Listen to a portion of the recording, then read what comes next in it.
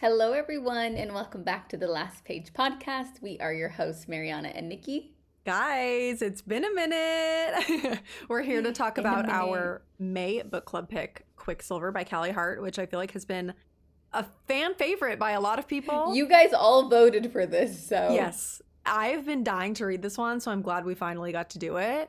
And I have thoughts. I have a lot of them. I have many thoughts. So I hope you guys just love me. Conflicting. Didn't hate it, didn't love it. So we're going to jump into that today. But it's been a minute since we recorded, so I fear that we have to, issue an apology to all of our loyal fans. Evie, we love you, girl. Yeah, I know. Like all four of you who watch this every week. No, I'm just kidding. We've just been busy, bopping around, celebrating love, being busy little bees. What have you been up to in the last month? No, we had a wedding the same weekend, Nikki. We did. Yeah, I kind of forgot, and then I saw your Instagram, and I was like, oh my god, of course. I know, I didn't realize that it fell on the same weekend because I knew you were going to it, but I thought for some reason that it was like a weekend before or after, so we were both away at a wedding at the same time, a different wedding, and mine was so fun and joyous, and yours looked so fun and joyous. Mine was so beautiful, and honestly, like I told Nikki this before, but when we had our wedding debrief, it was literally the most perfect wedding you could ever wish for. Like, it was, like, so... weddings are so nice. Like, I love oh my gosh, weddings. so much love. I feel like it really... I loved it. I've noticed now, as an adult, that it completely hinges on how the bride and groom act. Because if they're chill and having fun and they're positive, everybody else is going to be chill and having fun. It's when they come in with, like, this crazy stressful energy that I feel like it makes everybody else, like, on edge. But That's when the true. bride Like, is if they mellow, were, like, stressed and like running around and stuff, I feel like that would definitely make it more of like, oh, everybody's kind of watching like a drama show. Yeah. Versus like, oh, you're just here to party and have fun. Yeah, especially when they're like out on the dance floor and having a good time, and like the whole thing feels very fun and family oriented. I love that. I feel like Haley literally looked like a princess sent from the fairies above. Oh my god, perfect, beautiful angel. Our friend Haley got married. I was in the wedding, and she was just the most glowing, stunning bride I've ever seen. Calm, beautiful. The vibes were so right. Like, every guest was so fun. And her dress was so perfect. Oh my god. It was so her. She looked like a fairy princess angel. And it was in kind of like a beautiful, lush garden scene. The venue was gorgeous. Yeah. It was in San Luis Obispo, which is like one of the prettiest places in California. It's on the Central Coast, and it's just so stunning. And so, yeah, it was just perfect. Everything was perfect. Oh, I loved it. I loved seeing all the photos because I feel like a few of our friends went, and it was just so sweet to see. And I saw her photos that I think her photographer gave her or something. It's so pretty. I went to my boyfriend's sister's wedding in Ireland, and it was also a magical field of green, and the whole week was so sunny. I was going to say, it looks like you guys got great weather. Unreal weather. I think everybody was kind of like holding their breath, but it like kept through the whole weekend, the day after. It was honestly so perfect, and obviously his family is literally so sweet, and it was just so sweet. Like, oh my god, like so much love, and their speeches were unreal. Like, obviously longer than like a toast, but it was literally perfect. And people were talking to you about the podcast, right? Yes. Yeah. I feel like that's always so embarrassing. Funny. Whenever someone mentions it in person, I'm like, yeah. I know. I'm like, oh yeah. I'm like, oh, you're doing the podcast? Oh yeah. Yeah. Shout out to Rory and Adrian, who were Ben's roommates before. Rory was his roommate. He said he watched, and if you do, send me a message so that way I know that you weren't lying. I know, this is the true test. Like, if we know you in real life and you're listening to this, you're a real one. Shout out. Although I feel like the book club ones are hard because, look, I have a physical copy. Look at the size of this book, you guys. She's a thick, thick girl. I know, yeah, you're right. Maybe they won't listen because they didn't listen to they didn't read the book. We got a new podcast host. Here you go. Wait, what did he say? Little Osha. Hey, little Osha. It's Fisher, little Osha. And I see now why when one of our clips got a lot of backlash when we were like, King Fisher. Sorry, I still think the name is stupid. I was a Kingfisher hater from day one because his name was dumb. I've gotten over that, and I think Fisher is fine. Like, Fisher's a cute name. And they didn't really call him Kingfisher that much, so it was fine. You know who called him Kingfisher was the Quicksilver. Like they'd be like Kingfisher. Oh yeah, he's the Kingfisher of the. He had like all these different titles. Kingfisher of the Adirondack Mountain. Adirondack. Yeah, that was like the Adirondack Mountains. Also, silly us, we've skipped over very big, exciting news. Oh my god, we literally just said we were going to say it at the top of the episode. Duh. Yeah, well, guys, something so exciting is happening. If you're listening to this before June 8th and you live near Southern California, we are having an in-person meetup.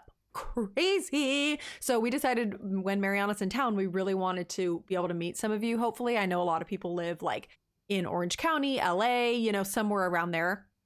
So on Sunday, June 8th, if you're free, please come hang out with us. We're doing like a little hang at the Culver Steps in Culver City in Los Angeles.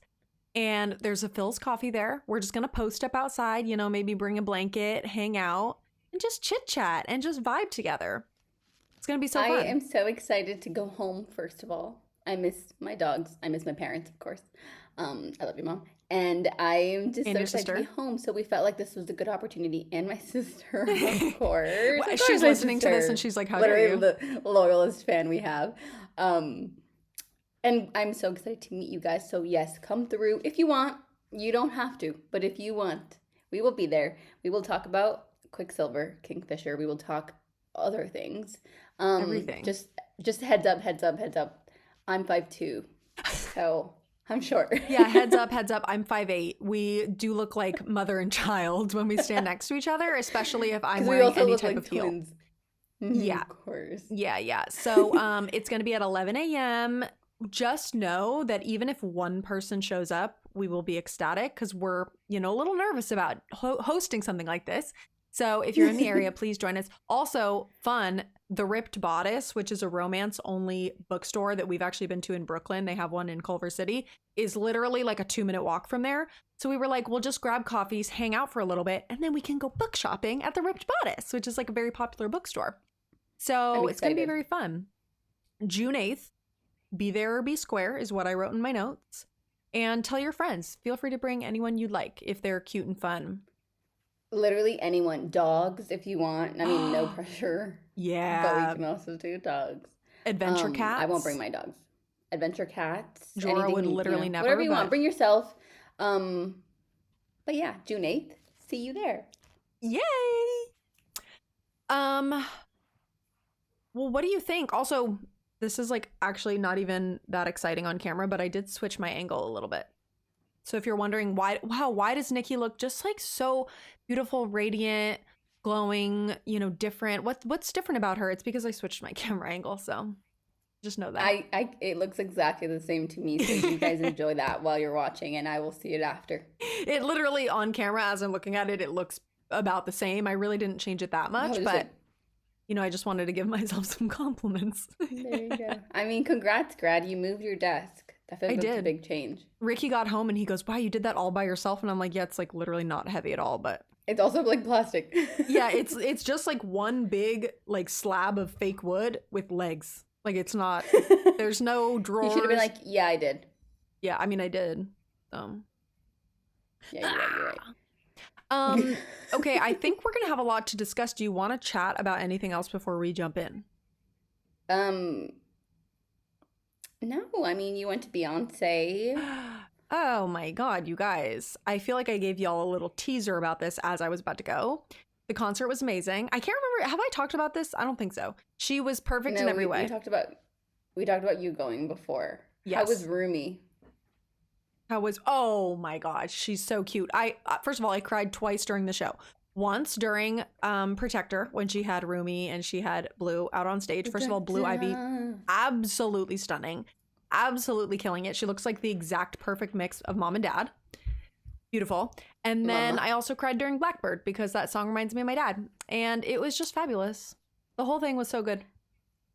Do you remember you used the song Blackbird in one of our vlogs from when we were in Madrid? Do you remember that? Yes, I do. I think it was when we went to Prague. Yeah. Yeah.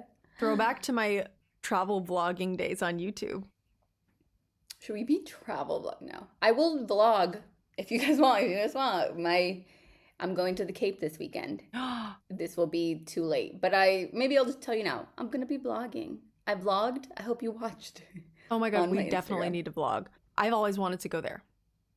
So I I think you need know to it's gonna be get so some fun. So clips. I downloaded a few books. Also, okay, I knew this, but then I saw it in person this weekend because I went book shopping, book browsing more than anything, and the Great BBL is this thick. Is it? She's a thick The girl. great It's BBL. Every huge. time you say that, it makes me laugh so hard. It's huge. That wasn't that hard of a laugh. Could have been harder. It's like actually probably like 2 inches. I was gonna buy it, but I was like, honestly, I think it will look kind of stupid on my bookshelf. I'll wait for the book cover. Wait, you're saying I mean, it's for the thin picture. or it's thick? Thick. Oh, the great BBL. The BBL is thick. Yeah, literally. I was gonna buy it, but it was too big. So I also saw Say You'll Remember Me in person, and that was tiny. Yeah, it was small. Maybe it was the cover that they had here, but it was like actually smaller than even just like your average book. I Oh, don't know why. weird.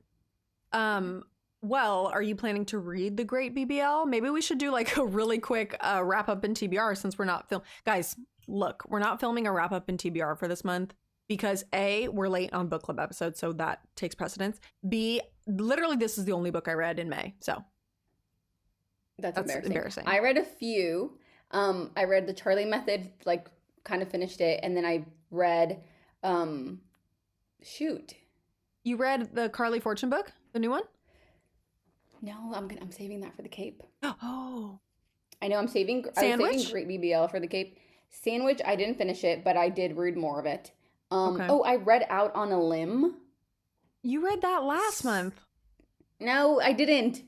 No, you definitely did. You definitely No, already I have didn't. I finished that. literally just finished it, Nikki. I literally just finished it. There's no way.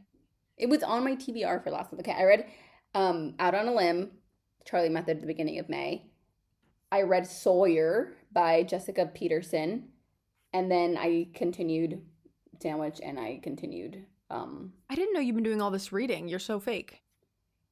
Well, I know you kept saying that we didn't read anything, and I was like, okay. I thought you literally did. Speak for yourself.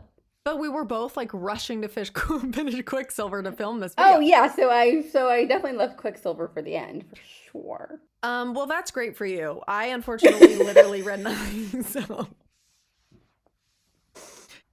I did start saving Just six. act- What? Oh, you did. Oh, good, good, good. Yeah, I'm like you said halfway that through last probably. time. Sad. Sad. But the new Like, book comes really out sad. like now. Oh, did you see the drama with Chloe Walsh's book? Mm-mm. So the new one that just came out. Okay, Oh, is it out? none of what I'm about to say is fact. It's mostly just bits and pieces that I gathered. So I think what happened was it was going to be released, slash maybe it was already released. Anyway, actually don't even know. It got leaked. And people were reading it and reviewing it. It was either like the arcs that they sent out and people were like posting them, or the stores maybe put them out too early or something, but it got leaked, and she posted on her Instagram being like, hey guys, like Chloe's team here, like she's really upset and she wants you guys to know like this isn't what was supposed to happen. Please respect and like wait for the release date. Buy from like, you know, whatever. And I think that they like put it out too early, or people were just like putting it out, or someone found it. I know, Oh sad. no. That's crazy. I kind of hate when that happens. Well, I feel like that happens with leaks in music a lot. Like Taylor's albums always get leaked somehow. I know. Well, except for Reputation. Oh my God, we've clowned again, guys. I don't know if anyone was watching the AMAs last night while I was. The actual worst, literal worst award show I've ever seen. I saw that you posted. She literally wasn't even there. She literally didn't even show up. Did you watch J-Lo's opener? I'm a J-Lo hater, I though. feel bad. No, I I know. know. I saw that. It was I'm not really a bad. J-Lo hater. I'm a J-Lo hater. I've just just feel heard bad. that she's like a really nasty, awful person. So I don't know her. I've never met her. This is just what I've heard. You know, but she's Selena. She's Selena? You know, Selena the movie. Oh, did she play her? Yes. What? I've never seen that. I'm not a movie person, as you know. Oh, yeah, that's true. Anyway, let's throw you into the Quicksilver. I mean, she's very talented, but unfortunately, I hate to say I'm a JLo hater. JLo and Kesha are on my shit list, but JLo's worse. There, Sorry. I think it's more like the ick. Like I just feel like she's my mom's age, you know? Dude, she's 55, and I have to give it to her. That's no, my mom is 55. Well, your mom's young and beautiful, though. I mean, she's not J Lo, but like that's But crazy. yeah, but That my JLo mom, like, was imagine my moving and mom grooving. going up there and performing at the AMAs. No, JLo really, like, as much as I don't like her, she kind of ate the dance moves. I mean, well, she wasn't doing the dance moves particularly well, but she was still killing it at her age, looking beautiful, stunning, gorgeous. I mean, she's beautiful. You can't deny that. I mean, I would be too if I had all the money in the world. Yeah, that is something that I've learned is that we're not ugly, we're just poor. Facts. And you know what? I'm not ugly, so So imagine if we had lots of money, we would really, it wouldn't be fair, you know? this is why God made me poor, Yeah, working. you can't have everything. Just like that's why if I am working on straightening my teeth. If I had perfect hair, it wouldn't be fair. That's what I've decided. Yeah. That's very true. Also, you posted it in Instagram the other day with when your hair was blonde. Dude, Jump scare. I used to be so blonde, it's not even funny. I And now I look forget. at it and I can't imagine not having my hair this color. I feel like it suits you so well now, Yes. but I think if you had been brunette then, it would have been like, what is she doing? Yeah. Remember that time you went brunette and we were like, what are you doing? Yeah, it's because I literally was about to go through a breakup and I like panic dyed my hair. Yeah. Same. Yeah. Damn. I feel like I could see you blonde again though. Like healthy blonde. Yeah. I think if I ever Not that went you blonde weren't again, blonde. no, I wasn't a healthy blonde. If I went blonde again, I would do it less all the way to the root and more it was just so bleachy. Like lived in blonde. I've seen that Yes. be a thing. Yes. Yeah. Which I still have a little bit on the ends, kind of like dimension from leftover. But I like what you have right now. It looks really good. thank you. I do too. I'm working on growing her out for the wedding, so we'll see what we can do. I love it. I will say I saw a photo of Ben's sister like probably like a year ago, and then when I saw her at the for the wedding, her hair was so long, and she's like, I've been growing it out for the wedding because it was just her hair and it was like up to her shoulders. It looked so good. Well, we need to ask her secret because I've been doing everything I can. It's definitely getting healthier, but I don't know that it's really getting longer.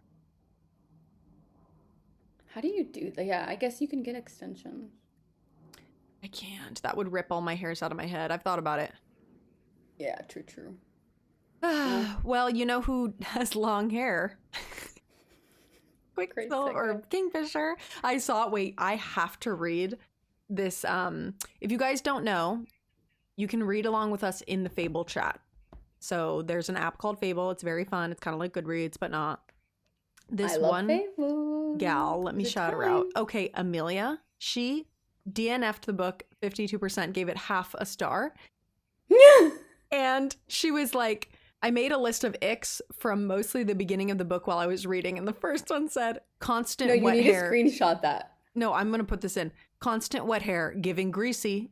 I was like, No, literally. I totally get When it. they Girl. were like, and his curls, and the end of his hair was curled, and I was like, ew. I can't, I'm anti man with long hair. Like, grow up. Cut your hair. Also, the fact that the cover photo is him like this. I know. Apparently this is a controversial cover. I don't hate That's it, to be ugly. honest. Sorry, that was me. Look at the It's little not ugly. butterflies. It's The not little for me. oshas. The little osha. Little Osha. Okay. Well, guys, I suppose we should just jump in because I'm ready to talk about this. I have thoughts. Yeah. Okay. I'm ready. All right. So the book opens up with one Miss Saris Fane, our main character. She's a 24-year-old thief who survives by stealing water and valuables in the desert city of Zulvarin. With the twin suns, it's hot, you know. Immediately, my first thought when this book opened up is this is like every single romantasy book I've ever read in my life, where it opens with like a young, frail little girl, she's lives in poverty and she steals to get what she needs. You know, it's that same trope, which I do find annoyingly repetitive, but I eat it up every time. I can't lie. I do too. I do too. I thought what was interesting was I think it took me a while to start. I have been on like modern books for so long where it's like and a couch and a chair. So I had to like turn on my fantasy brain where it's Mm, like I had to start designing her world. And I didn't understand that it was sunny there all day long. That's why they were yeah. so dehydrated Yeah. with No, it the took me a two minute. suns. Yeah, that was cool. Yeah, that was cool. I I also did couldn't like really the world. picture her for a while until she like, kind of became into the Fae world, but I couldn't picture her in the beginning. I don't think they did a good job at describing her. Well, I Her all I remember, features. yeah, is that they said she was really tall. I clocked that because I was like, oh, I feel like normally they're like little itty bitty tiny girls, but they were like, oh, she's really tall. Um, but for some reason, I think it's hard in when it's in first person for me to picture the person because I'm like, oh, that's me. Yeah. Like it's just Yeah. me that person doesn't have like a look because they're describing themselves Yeah. as I. Oh, I didn't even think about that. Yeah. But yeah, that's true. I I felt like again, it took me a while to like start building her world, but once I did, I felt like it was there wasn't enough world building in the beginning, but I felt like it was fine enough. It kind of reminded me of, especially like Star the when Wars. she goes into the club or whatever to meet with Carrion. It reminded me of the Star Wars land at Disneyland, except Yeah. for less like modern tech. Like if that Star Wars land was the exact same but just deserty, that's like what I was Yeah. picturing. I kind of pictured when I started watching what's the mini munchkin? No, not mini munchkin. What's the little green guy from Star Wars? Baby Yoda. Yeah, the Baby Yoda show. Oh, the Because Mandalorian. there was like a thief. Yeah, the Mandalorian. There was like a thief, or like the main character was a thief, and they were like in the desert, and he was wearing like the gear to fight and stuff. Oh, Ricky's gonna kill me if I don't remember this. I know that the ice planet on for Star Wars is Hoth, but the desert planet, I believe, also has two suns. Okay, yes, the desert planet Tatooine. Mariana looked it up for me because I failed. I believe Tatooine has twin suns as well, so maybe she pulled There inspiration you from that. go. Very interesting. Well, I think she liked to pull inspiration from a few places. Yeah, it seems as if she likes to pull inspiration. No, I get it. I get it. She was very inspired. I mean, I gotta give it to her. She was. Um, Yeah. okay, so in the beginning we meet three of her like main characters for her life, which is her brother Hayden, her like not dad, but apprenticey dad, guy that she looks Father up to. figure. Father figure, exactly, thank you, Elroy. And then Carrion, who is like a what did they even describe him as? He's Like a like a frat gang boy. lord. He what? Like a frat boy. Yeah, he was like a gang lord. He was like the head honcho. You would like deal with him. He kind of owned, like not owned, but like owned, the tavern, and people would come and like he would play blackjack or poker, whatever the heck, Yeah. and like basically make you lose all your money because he was smart. They also described him up off the bat as like being really tall, unlike, everyone else in Zilvarian, and that Really kind of stood out beautiful. to me in the beginning. Yeah, like very Yeah. beautiful, very handsome. Yeah. And he was a goofy guy, like she would go in there and because she had to confront him after Hayden got beat up because Yeah. he made a bad bet with him or whatever. And he just was like a jokester and very cocky, very sassy. And I knew that he wasn't going to end up being like the main love interest, but I was like, I don't know about this guy. Like I thought he I intrigued want me. him to find love. Yeah, I'm rooting for him. Yeah. So, well, he comes more into place later, but basically she ends up stealing one of the guardians of the queen, his gold gauntlet, which that's like his like wrist plate, right? It's like a glove. So I thought it was like a goblet, like the goblet of fire, and I was like, wow, how is she carrying that? And then they made a whole big deal about it. But yeah, it's basically like a silver glove. It's like the Thanos hand, right? Yes. Yeah, yeah. Okay. Yep. Yes, so she steals this golden gauntlet and she ends up like putting it into a bag and she's trying to take it around to see what to do with it. And like, they're like, dude, what are you doing? You're going to get killed if they see you with this. So she ends up Yeah. just giving it to Hayden. She's like, here, just hold this for a second. She goes into Carrion to confront him about beating up her brother. He's, making all these jokes with her about, ooh, yeah, we used to hook up, like, yeah, all this stuff. Yeah. She's like all sassy, whatever. And then she finds out that Hayden gets caught with the gauntlet by the guards. And he's gone. and he's Yeah. gone. She like walks out and he's like a goner. One thing that stood out to me in that beginning was I was listening to this part in the beginning and then went back and reread it because I was like, did I miss something?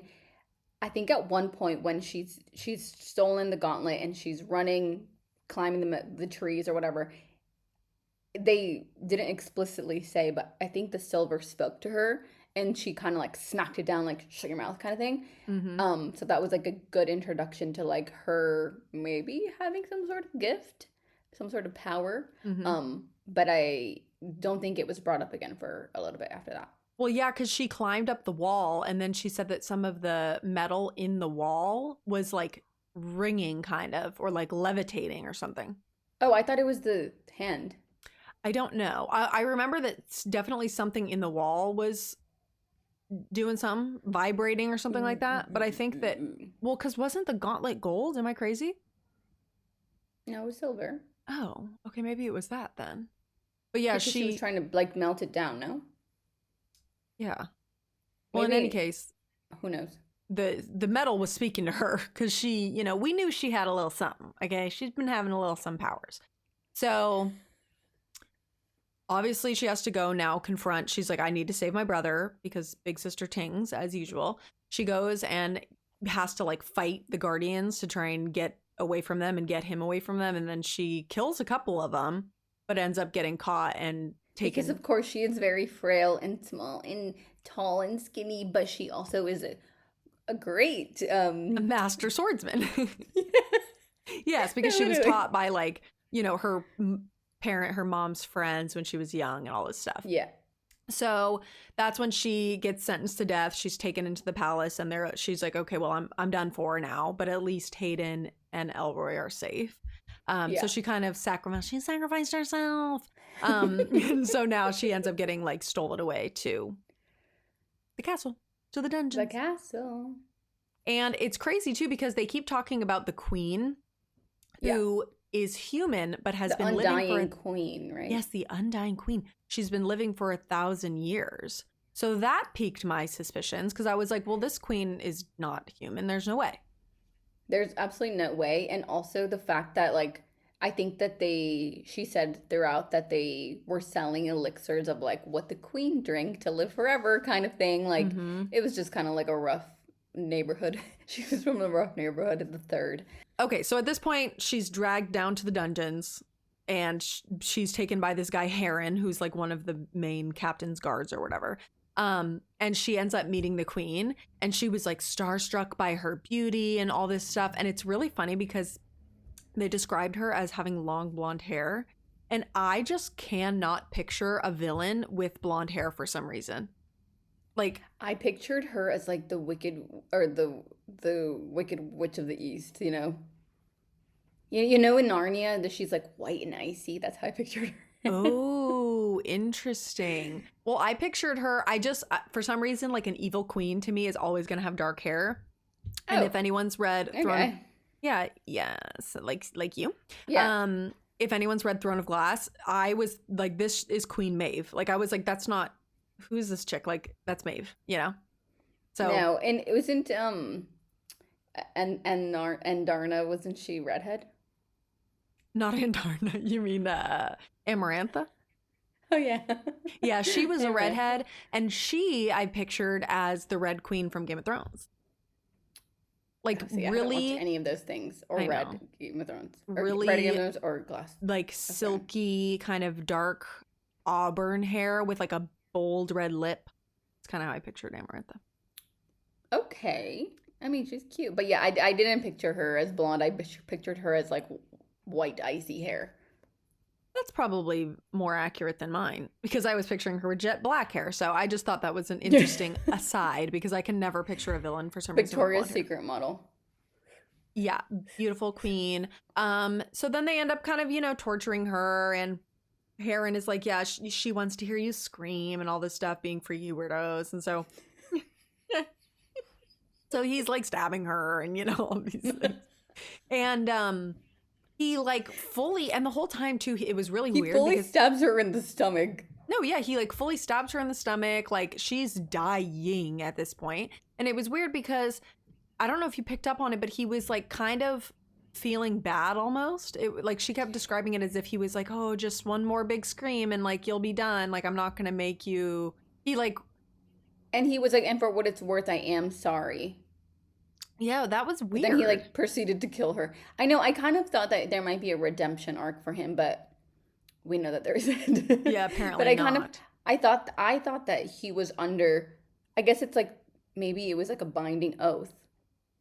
Yeah. Well, I mean, he definitely wasn't going to go against the queen cuz she's scary, but yeah, so she's like basically dying at this point, and the last thing that she could do is go. There was this sword that was like stuck in the ground, and he's like, "Don't touch that! Don't touch that!" She like crawls herself over and like tries to grab With it. her intestines like Her seeping intestines out. spilling out because before she got the sword, she melted his dagger into the Quicksilver, Yeah. what we now know as the Quicksilver, and it like covered his whole body and like took him down because he was like freaking Yeah, and out. he It was was like like, hallucinating. Yeah, that was weird. yeah, and he was going all crazy. But then she pulls the sword out, and lo and behold, big surprise, some freaky magical crazy portal happens as she pulls the sword from the stone, you know? And I know. here comes Classic. our leading man. Death. It was so interesting to me because she described him as like death has arrived. I guess because she was like literally dying and she was just waiting for her demise. But he like walks out of the Quicksilver dripping wet. It was giving greasy, and I was confused as to whether what he was wet or greasy or if he was covered in the silver. In the beginning, I thought that he was the Quicksilver kind of thing.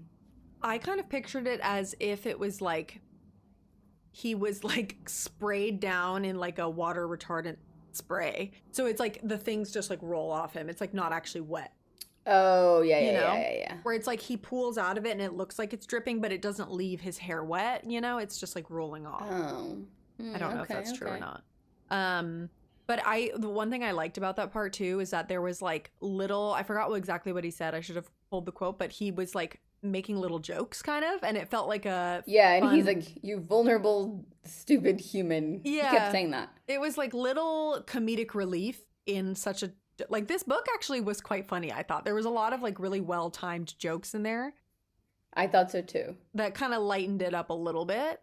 But Um, it took me out. Like the cursing took me out of it. mm, Her saying like "f off" or like kind of thinking to herself, it was a bit too like it would like suck me out of it. But I didn't mind it when yeah, it was carrying. yeah. I don't know why I didn't mind. I don't usually mind like the cursing and stuff. There were a few phrases in which it felt a little modern, like she would say, "Oh, this is literally this," like it was something like that, you know. And I was like, "Huh." Yeah, she said something like "f off," Yeah, that like to "f me, I off." feel like seems, Oh, really? yeah. But I Mm. think somebody else might have said that in Fable where it's like it felt like too modern of language. Oh, maybe it was literally me. Yeah, maybe it was you. Um, but then basically he like gives her the necklace, right? Before they go through. Yeah, so he's like kind of decides that he will save her because he realizes that she took the sword out and he's like, okay, God, like now I have to take you with me.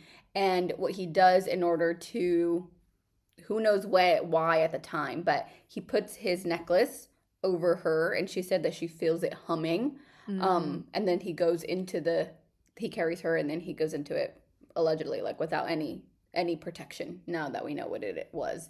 mm-hmm. And that's So when the I fun when I begins. first read it, I thought that was like, oh, I got to keep a note of that because that was important. And then when she gets to the land, she like recognizes it again, and I saw that be repeated, and I was like, okay, I will make a little note on my Yeah. notebook That's how you know something's important when it's like any type over and of over. sword, necklace, rune, like tattoos. Like I feel like all those things are Ring, very, yeah. rings, very symbolic, jewels, anything like that.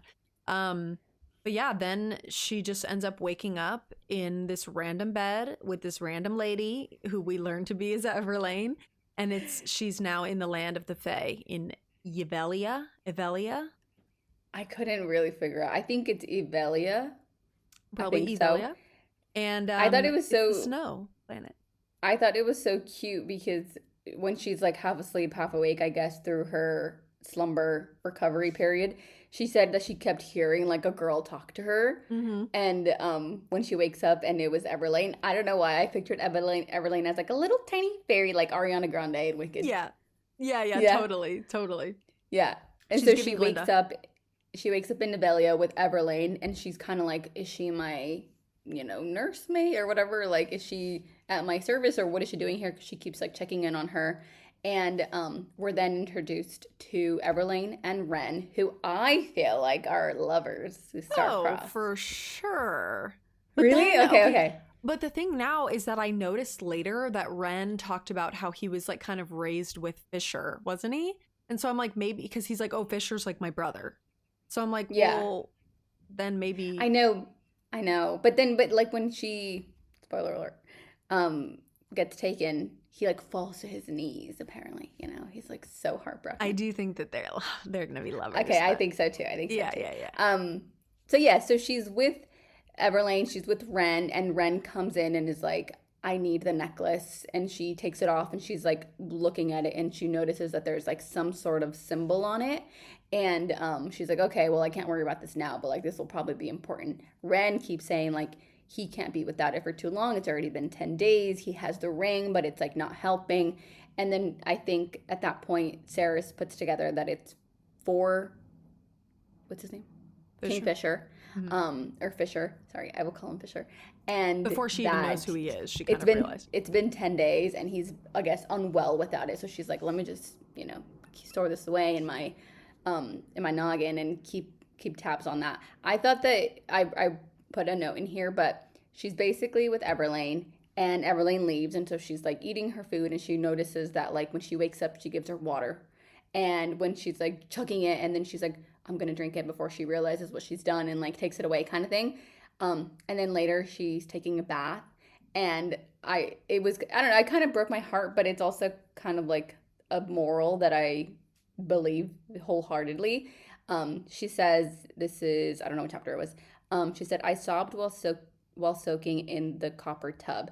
I had an inconceivable source at my disposal and no way to share it with the people that I loved. And to me, Mm-hmm. that was kind of like in the beginning, water was so sacred to them. And she was always like rationing her water. And now she had so many. And it's kind of like when you have all these things and you're so happy, but you have no one to share it with. Like Mm-hmm. people sometimes are like mean and they're at the top and they have all these things, but they literally are so lonely. That was sad to me, and I felt kind of bad for her. Yeah, because I feel like she probably felt so guilty also for being like, well, Yeah, everybody that I know is still suffering and like dying of thirst basically and dehydrated yeah, when I'm just sitting in a pool of water to wash myself. Like that doesn't make any sense. I know, I Yeah. know. It's sad. I will say, um, that's kind of how I feel like being in London. It's kind of like I live my whole life, but then I miss my family, and then it's Yeah. like I have all these cool things, but then I'm still sad. So I Yeah. feel like I related to that a little bit. Yeah. Because she just wanted to be able to share, like, keep her brother and her like dad will say safe, but she couldn't do that, Yeah. even though And she she's was in like, this like, okay, well, I guess I'll take a nice hot shower. And what are they doing? Who freaking yeah, knows? totally. Probably Oh, sad. that's hard. Um, Throughout her journey with Everlane, she kind of starts like warming up to her, and everyone's like, okay, well, like let's get you ready, girl, because you're gonna go and meet the king. And they're walking through the house, and Everlane's kind of like showing her all the quarters, and they walk through like a few of the god statue, and as they walk through, like Everlane kind of like dips her head and gives a little salute kind of thing. Yeah. And they get to the god of chaos and change, and he's like flipped around, Mm-hmm. and Everlane kind of gives her a warning of like, you don't really look at him because to look at him will bring chaos upon you. Mm-hmm. But they like touch his feet, which I kind of thought was interesting, and I was like, oh, okay, cool. And then they talk about, I wrote it in here, where they talk about the two moons in the universe of the chaos or whatever, and she goes, I also have no idea what a moon was, and I just thought that was funny because in Oh her yeah. world it's all suns. Yeah, she's never seen the moon. Okay, this was Oh, one of the you things. said that you hated it. Well, okay, so it's hard because I thought that was funny. Like I like things like that where she's like, I don't even know what a moon is, or they would say something to her and she's like, what are you talking about? But that to me it's a hard precedent to set when you're writing because then in theory, there's so many things that she shouldn't know about. And I noticed that later on, she said something about like, oh, this one was covered with like pine trees. And I'm like, how would she doesn't know what a pine tree is. Like, you know what I mean? There's like, Oh, I didn't think about that. yeah, there was a lot of things later where it's like, if you write in at the beginning that she doesn't know what a moon is, she's never seen snow before, she's never seen this, that has to continue. Otherwise, later it's like, well, how does she know what any of this is? You know what I mean? Yeah. Same Yeah. thing with like a lot of That's the true. food. There was like a lot of food that they were eating, and I was like, she would have never had this before. Like, it was inconsistent to me the way that that was written. So I almost wish they Oh, see, wouldn't I have didn't even even touched on notice it. that. Yeah, I should have Yeah. got examples. I know for sure though that it was something about like pine trees, and I'm like, if she's from a desert planet, she's never seen a pine tree. Yeah, that's true. Okay, genius over here. This is just, I felt like it's interesting doing books for book club because I feel like I read it with a lot more critical eye than normally the way that I read. See, I probably And should do that. well, it's not even that. I don't know. I think it's because I know we're going to discuss it. So I'm like, well, what do I actually think about this? Because I'm not just reading for the vibes. And I've also noticed that I'm a lot of a tougher critic with fantasy because there's so much more thought that has to go into the book because you're writing a totally different world with different types of people and powers and stuff versus like a romance book. Typically, they're just set in the real world, so it's easy to world build. Yeah, that's true. I So, will say, yeah, we can talk about some criticisms, but I feel like maybe how she wrote, Callie, was like, let's just put a little bit of everything so that way if I talk about this, it's already been introduced at some point kind of thing. yeah. So like taking off the boxes in case she talked about it later or found a way to like weave it in, then it would make sense. Yeah. I mean, I liked that there was a lot of the whole story was very interwoven, but it did feel, which again, this might be an entirely different, like whole bigger conversation where a lot of people have been saying that romantasy books now, as opposed to ones written maybe 5-10 years ago, because of book talk, they know that people love the shadow daddy and the like one bed trope and the like all these different things and like the mates speaking in each other's minds. Like every book is doing this now. Yeah. To where it felt like his shadow powers, we'll get into this later, like felt so random. Literally why? Yeah, it's No, like I it's know. like literally why. So that was my biggest, I think, issue with the book. While I did enjoy it, it was like it felt like a lot of things were just thrown in there to be thrown in there. It wasn't cohesive. I agree. Yeah. And it's like, okay, great. So we're reading Twilight and we're reading this. Yeah, Like, yeah. it's like, It was so Twilight. like, it was very Twilight. Yeah. But I love Twilight. So. Well, and it's also like pick a, because to me, fae and vampires don't exist in the same universe. No, hello. Like, does she not know this? It was so random. So I was like, maybe in other books they do. I don't know. I've never really read a vampire book besides Twilight. Like I know that what is it called? The Crowns of Nyaxia series. The like Serpent and the Wings of Night is vampires. Have you seen that one? Oh, is it? Yeah. Oh, I didn't know that. Isn't Well, and we also read Bride, which is like vampires and werewolves. But to me, those exist in the same universe because it's like Twilight. duh, because it's But Jacob this- and Edward, duh. Yeah, but I'm like fae and vampires is so random. Yeah, it was definitely like a box to tick. But I feel like there's also going to be werewolves in this. Oh, I think that all the guys are werewolves. So, like I was saying, she's walking through, seeing all the gods. We kind of take note of a few things that they're, afraid of. I guess one of them being the god of chaos. And she basically is going to meet the king. King Bellicon? I Yeah, called him Bellicon. I don't know. I kind of skipped over his name to BH because he was a huge asshole. So, ooh, sorry. Yeah. Is that allowed? I think it's don't know. allowed. The hand slap is funny. Who we learned is and Lane's so daddy. What? Everlane's dad. Oh yeah, Everlane's papa. So we find out that she is actually the princess, okay, not her maid. And she's like, oh shoot. They go down and they walk into the room, and apparently there's like an audience already there, and the king at the very top holding, if I'm not mistaken, the sword that Quicksilver, sorry, what's his name? Kingfisher, had brought back with him from the That she pulled out of the pool. Yes. Yes. And then we've come to find out that they've brought her back because Kingfisher. But also that was a bit confusing. How did they know that she was going to help them? Because she was able to touch the sword. Oh, like how did they know that she was an alchemist? Yeah, because if they bring her and then Kingfisher's like, okay, you're here for a week and I need to help. I need you to help me open up the realms or whatever, Well, I or think it's close the because realms, she was able to open the open portal them.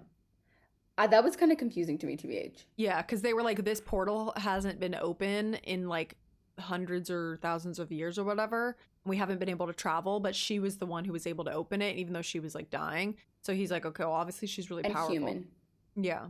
Yes, and we also find out that they say that Kingfisher's dad is the one who ended up closing the portals. So they blamed all of that on his dad, and Kingfisher is, wait, did we find this out?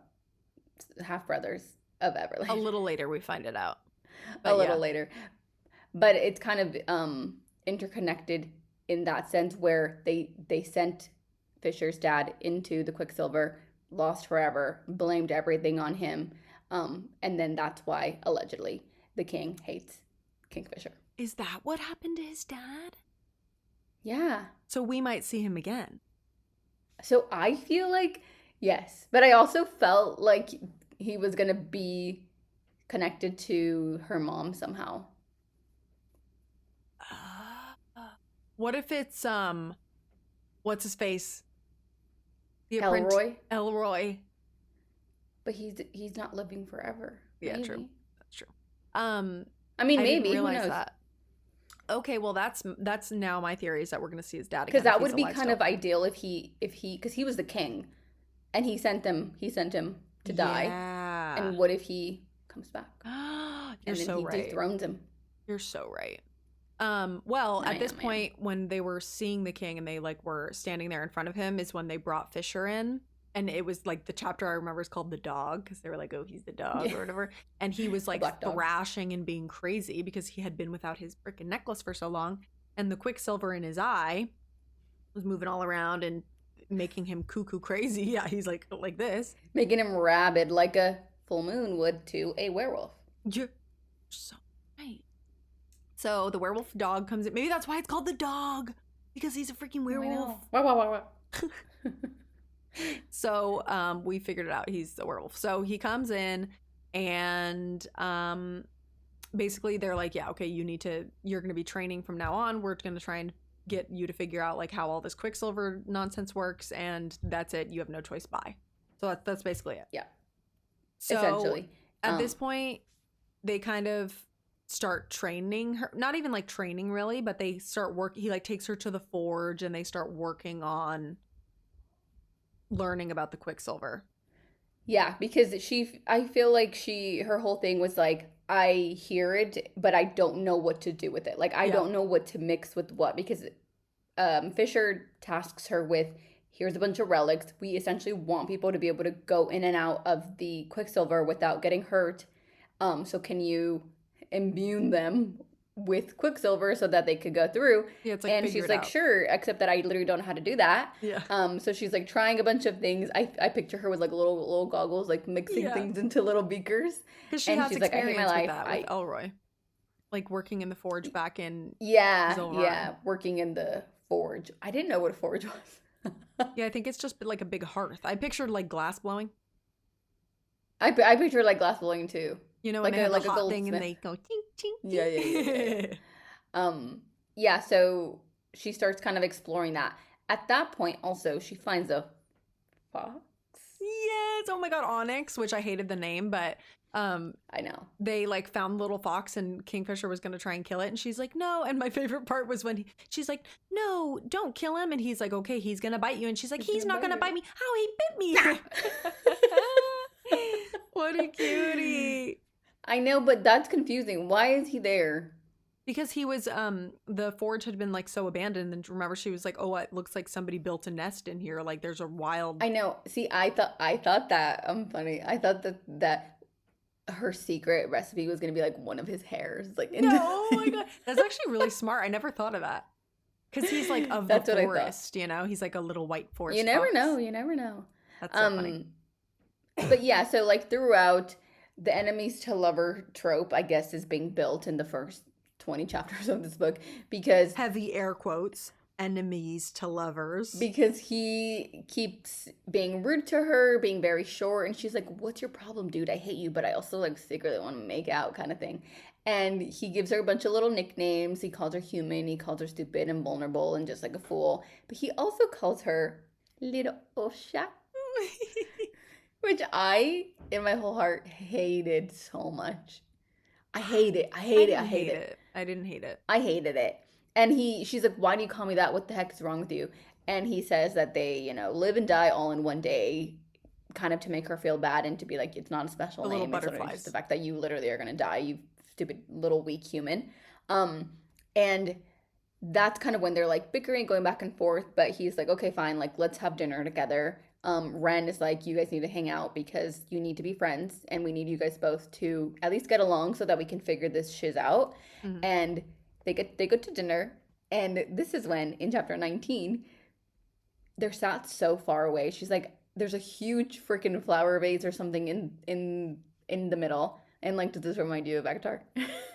Kind of, yeah. Yeah. And she's like, okay, whatever, I'm gonna go and sit by you. Um and oh, your favorite little Asher, I think, makes an appearance here. My king, one of my favorite characters the whole book. Their like little maid, not maid, his like little butler, Asher. And he's Yeah. just like a funny, sweet little. And I can just picture him being like this teeny tiny little man, and he would come in and be like, "Oh, I'm so sorry, my lord. Oh my god, my lord, I'm this." And he's like I always know. like fumbling with stuff and like being so cute and adorable. I I love know, him. it was very endearing. So she is like, whatever, you guys, I'm gonna go, and I'm gonna go sit right by you actually because I literally can't hear you and you're being a freaking fool. And he was kind of And everybody was shocked. and so it was just them two at first, I think, and then Asher came in and was like, "What the heck are you doing?" Yeah. Everyone was freaking out, freaking out, freaking out, and then Fisher was like, "Okay, everybody go away." So he sent them away. The next time they have dinner, and she's like, "Okay, Ren, you're gonna join us because last time it was so freaking awkward, and Carrion, you're coming too." And they come, and she sits right next to them, and she goes and she sits to his right again, and Ren is like, "Oh, what are you doing? Like, come sit next to me. Like, come over here. Like, I'll protect you." And Fisher's like, "No, no, she's right where she needs to be." And I thought that was fly, fly, fly. I was like, "Oh, that's important for sure." I noted it the first time, and then the second time I was like, "Of course, of course." I figured That's it the was going to queen be where it's stuff. like that's where the queen goes or whatever, because it's like that's Yeah, like the head of the table, you know, like the place of power. yeah, yeah. I love that. I love that shiz. He did have a lot of that was I okay. I hated how it wasn't actually enemies to lovers because like obviously she literally was obsessed with him from day one, and same with him. Even though they hated each other, quotation marks. But he had a lot of like really funny little one-liner quips, like the part where I forgot what she was eating, but he was like looking right at her, and he's like, "Okay, swallow," and she like choked on it because she like didn't want to eat whatever. And I was like, ah! Yeah, yeah. He was pretty bold. Like, he was very spicy, Very I will spicy say. from the Like, beginning. literally from the beginning. Yeah. Which I think is Yeah, it that was felt somewhat true to his character because when you're like so cocky like that, he knew that it was making her. Well, first of all, they talked about 4 million times about how they could scent her. I was like, guys, we get it. We don't need to talk about this every other fucking, I mean, every other page. Like, we can scent your arousal. I was like, okay, we get it. I'm like, first of all, that's disgusting. And then when Evelyn comes into the room and she's like, "It smells like a freaking brothel in here." Yeah. Yeah. I love And it. she's like, "Oh yeah, it's for sure him." Yeah. No, but they talked about that so often, but I think that's why it was like egging him on because he was just like messing with her. Like he thought it was funny to just like Yeah. make her uncomfortable. Sweet, sweet nectar. Oh my god, yeah, he's like, I can smell your sweet nectar and I want to taste. I literally was like, the way that my coochie sewed itself up. I was like, Sorry. absolutely not. Don't ever talk about sweet nectar again. That's disgusting. Oh no, no, no. Okay, so we also forgot to mention how Carrion got there, and this part also infuriated me. So her and Fisher made a deal because she was like, "You need to go back and get my brother. You need to go back and get my brother, please, whatever." And he's like, "Okay, fine. I'll go back and get your stupid brother, but we're going to make a blood oath." Which Girl, like any respecting person knows, maybe it's because we read fantasy. When you make a blood oath, this is something you're bound to, so you better check the wording and really be careful about it. Check the Okay? fine print, little girl. Check the fine print. It wasn't even subtle. I feel like in a lot of fantasy books, it's like, you tricked me, and I, as the reader, I'm like, oh, you tricked me. Like it was subtle. This time he literally was like, okay, in exchange for going to try to get your brother or whatever, or letting you go eventually when you're done with your tasks, you just have to obey and listen to everything that I ever tell you. That's like basically what he said. And I was Oh, like, perfect. serious, like No, obviously I this know. is a trick. So now she's like fully under his command. So he can like order her around. It was like giving Ella Enchanted, literally.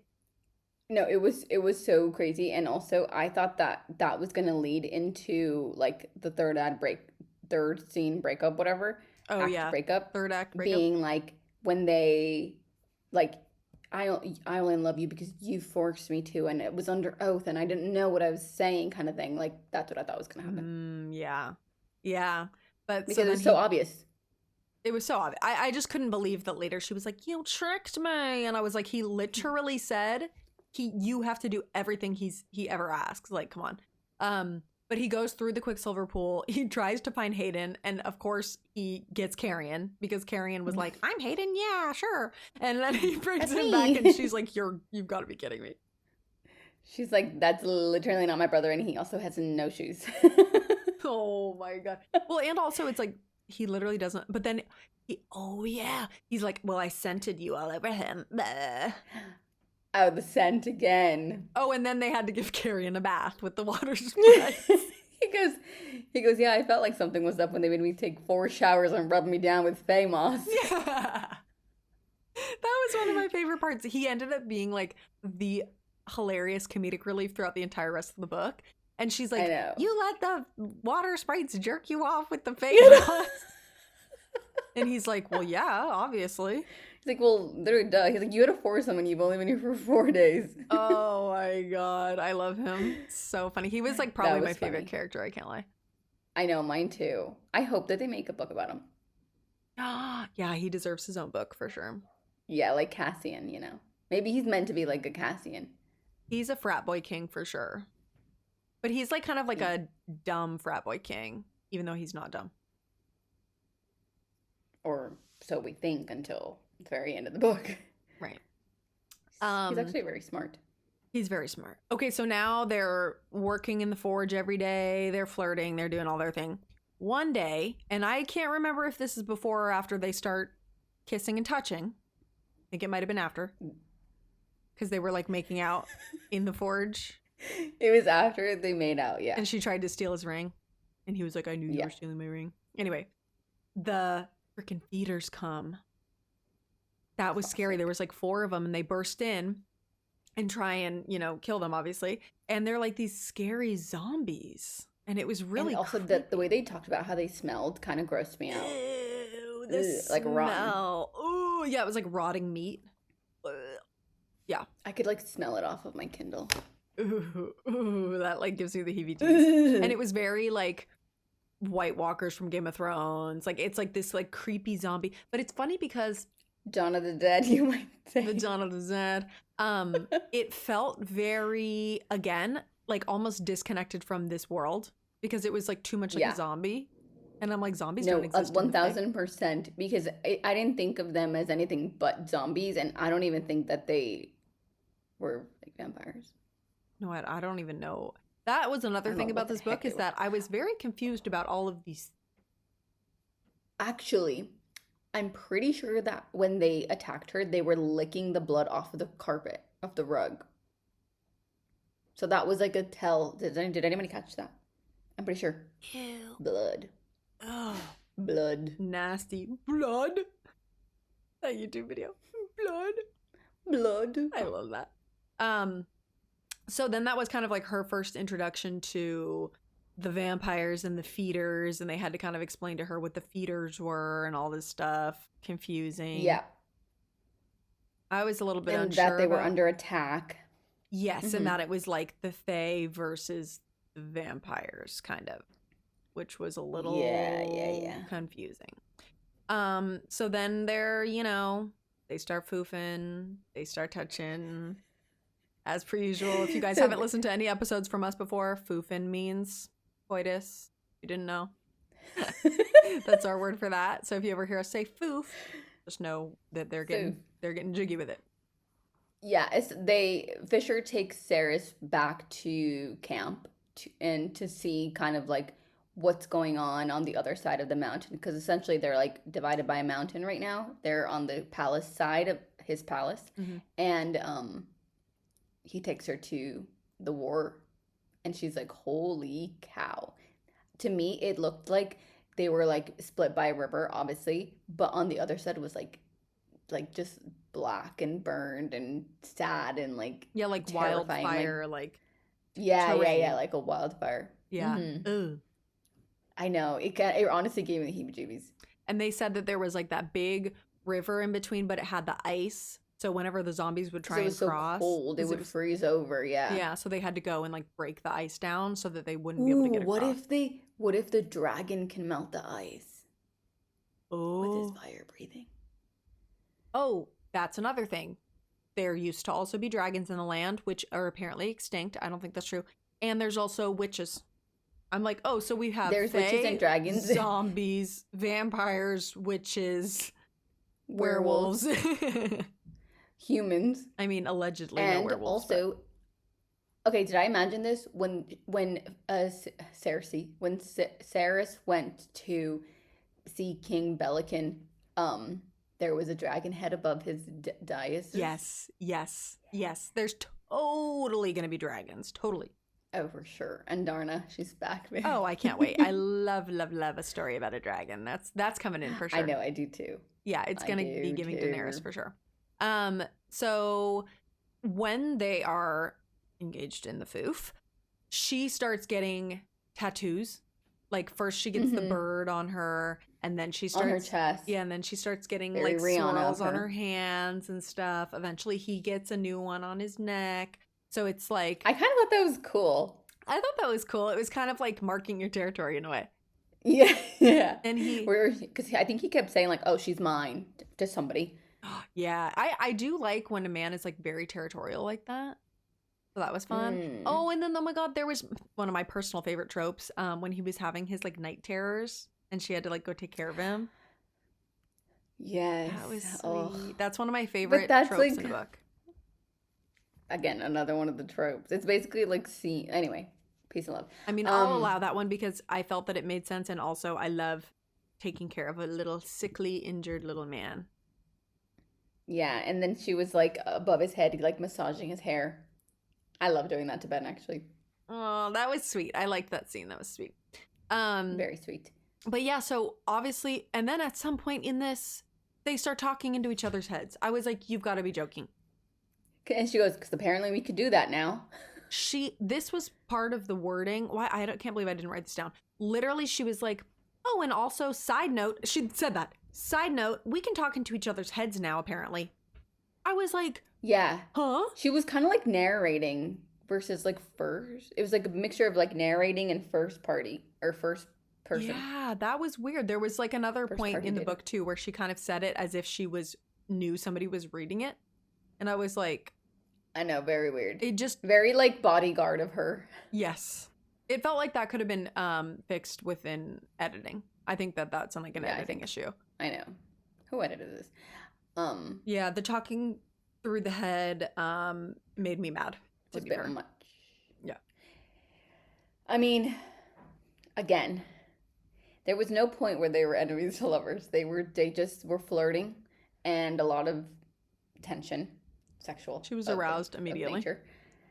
And yeah, literally immediately she can smell. Did you notice at one point she started being able to smell him? Yeah. Of mint and something. Mint and pine. I'm like, okay. Like, how do you know what mint or smells pine like, is? you But little okay. desert girl. Yeah. Mm. Get lost. Yeah, I mean, while again they're consummating their love, he has the shadows around them. So he keeps kind of doing that throughout when they're making out and then she's getting the runes or whatever.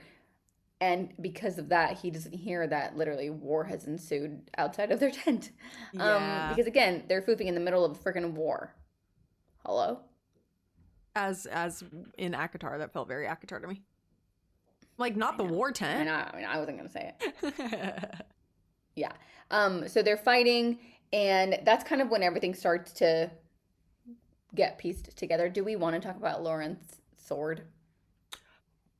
See, there's so many things that I kind of forgot happened in the middle here because it was just like a really odd turn of events. Basically, Lauren. It felt like very new moon, like time passing, and she's dying, and she's like, yeah, you know, there was a lot happening. But yeah, she forges a sword for Lauren.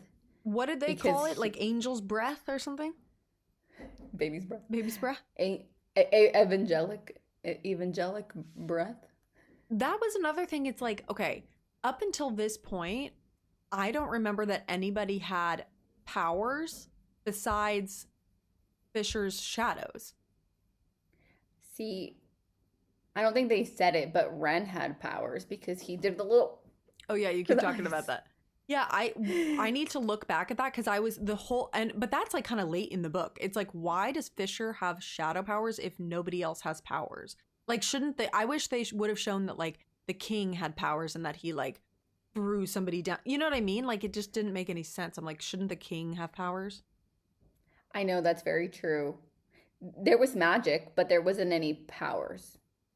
Or yeah, like magic. Nobody else had any magic. What was besides the healers? Tamlin's magic? Who's? Tamlin. Well, they all the high fae could like do like things. Oh, he turned into a tiger, a lion, the beast. Yeah, the beast.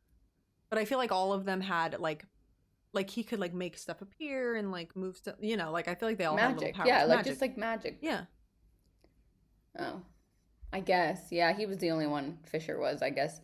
Maybe Evelyn, or not Evelyn, sorry. Everlane. Evelyn. Evelyn Hugo. Evelyn Hugo. I'm getting delusional, guys. I'm so sorry. This book was, it just was confusing. A lot of it was like, it didn't make sense. It wasn't cohesive. It hadn't been mapped out properly, in my opinion.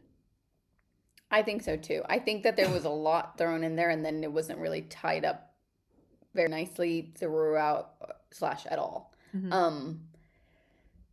She didn't need to do so much because I think that a lot of it, if it had been simplified and really if we got to dive into the world more, like I wanted to see more of what the palace looked like, more of what the snowland looked like, more of like hear more about it and give us more, even between the two main characters, like give us a slower burn. It was like they started foofing right away. And it's like, we don't need to go 0 to 100. Or even kissing. Yeah, it was like, and it was so spicy immediately. Even before they ever touched each other, it was so like flirty and innuendos about her, you know, wetness. Like, we don't need to know all about that in the beginning. You know, give us some time to. I know, yeah. I wonder if, like, is this so mean to say? She's like, let me just throw it all in here so people think it's a good book. And then I can get a second book deal. And then I will take my time. I mean, probably. I feel like, but that's just the nature of what is happening to the industry right now, I think, with writing. And that's what people are having a lot of issues with, is that things seem thrown together quickly. It's like sloppy editing. It's not like, it's all based on tropes now. Every writing is based on tropes because they know people are going to eat it up. Yeah. Oh, enemies to lovers, shadow daddy, love it. Like, that's just what people want. I know. Okay, so yeah, then basically he has the sword now. Not Llewellyn. Yeah. What the heck is his name? I'm getting all these stupid different fays and dragons and everybody confused. Lawrence. Lucian. No. Oh yeah, Is it Llewellyn? Is it Lawrence or is it Lucian? He's got the Angel's Breath sword. Carrion gets a sword because he gives it a joke. At the end. No, during this, remember she's like, oh no, yeah, wait. He doesn't get a sword, but he tells it. She's like, we need to tell it a joke. And then he tells it a joke and it accepts it. Yeah, that was pretty funny. Oh, yeah, and then it becomes Carrion's sword, right? Yeah, they made a Carrion sword. Yeah, because they were like, we like your joke. Yeah, so that's what she kept doing. Oh, that's what I was saying. That they kept having to exchange little things. One of them was The a song. song, and that is what Lawrence sang. And then the sword was then giveth upon him because he bled on it first. Um, and then Carrion, it was like, tell me a joke. And, And he and said then he something so named his stupid. sword Simon. Yeah. They all had all these funny names. Malcolm. Ooh, Oh my scary. gosh. Malcolm. Yeah, you guys, the names on these were like Teledeus, Malcolm, Yeah, it's like Malcolm. Simon, It's too modern. Um, Fisher, Wren.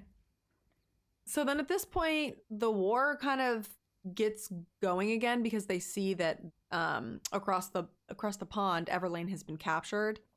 And so Mm-hmm. she's already been bitten. It's like she's gonna be dead soon. Why are you smiling at me?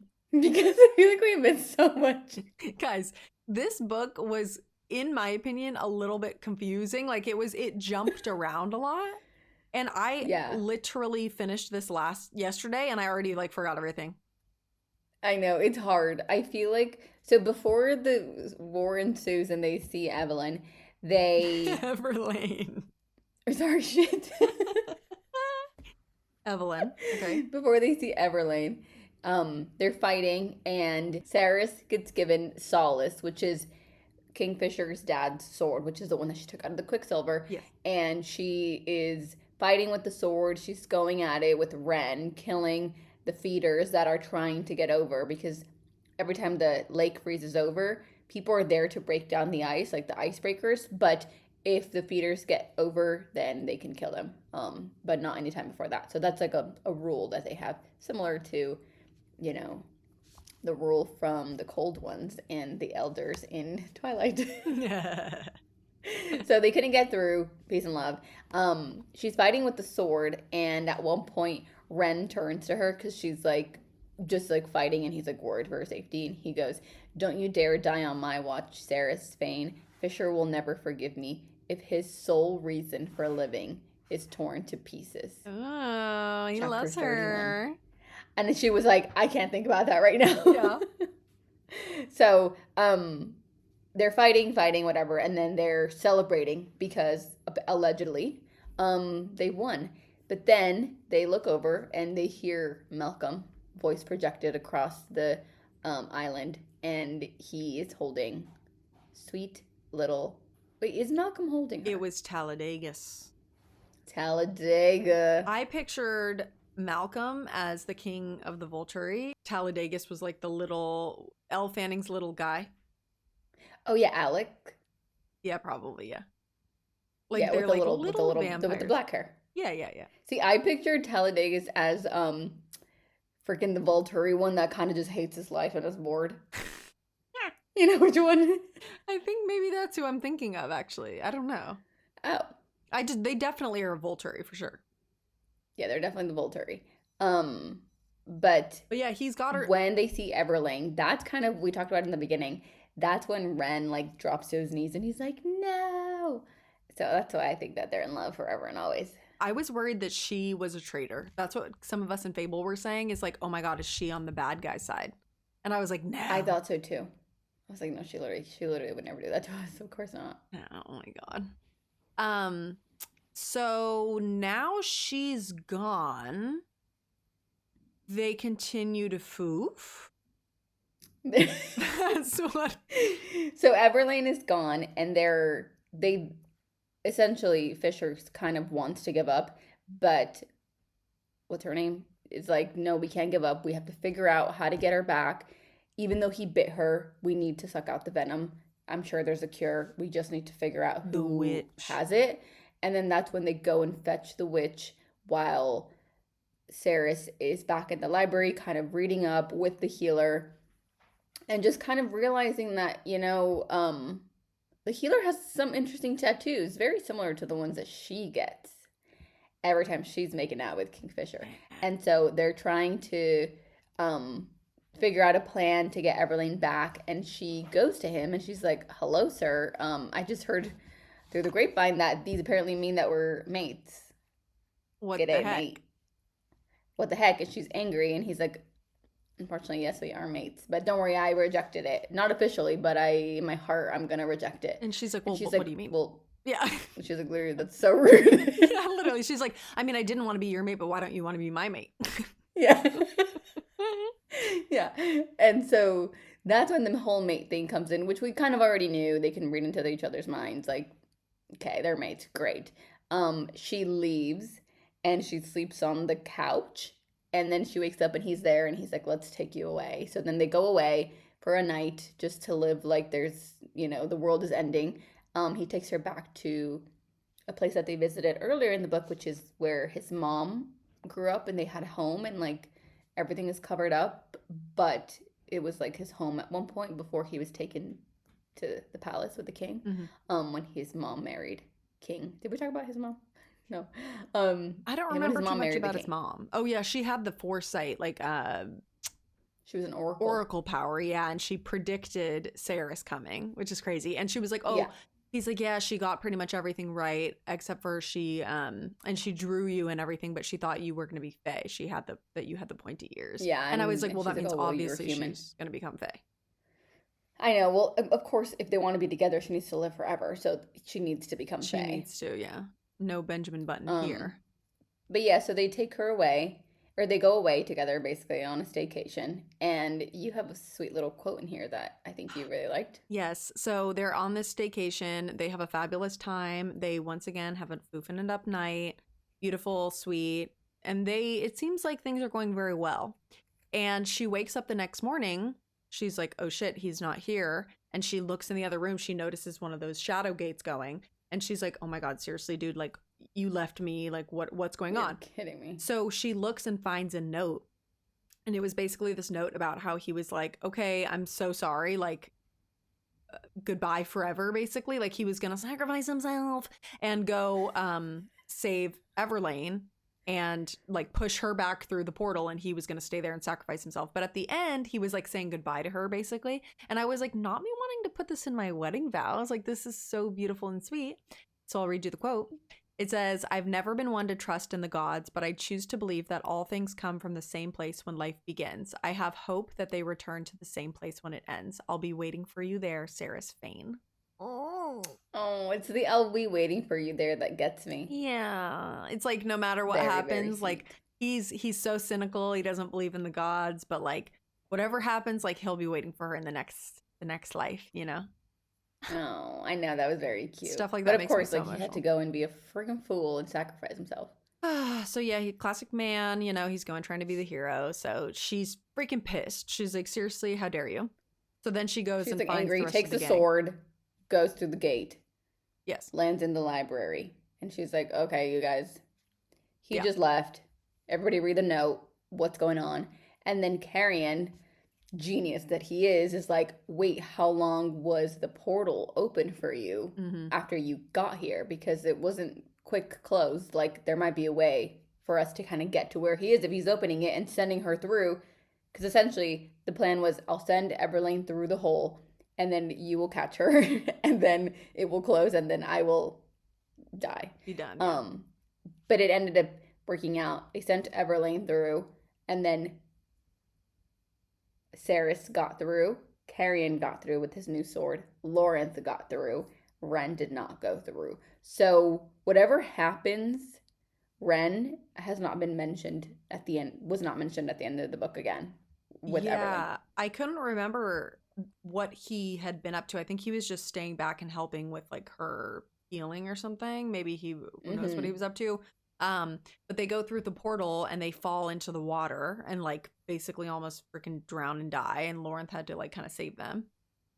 Also, they didn't know how to swim. I guess because they were from the desert and they never had water, so that made sense. Well, that made sense. That was another thing where I was like, oh shit, like she doesn't know how to swim. And it was giving the cliff diving scene from Twilight. When she's like floating through the water or whatever.